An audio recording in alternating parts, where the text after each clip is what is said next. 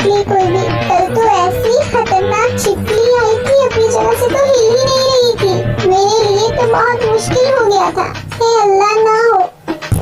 अरे अगर छिपकली नहीं है तो ये मच्छर नहीं टिकने देंगे। सुकून से टॉयलेट में भी बैठने नहीं देते हैं।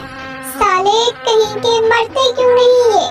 हाय मच्छर मच्छर। अरे मच्छर भाग जा, भागता क्यों नहीं है?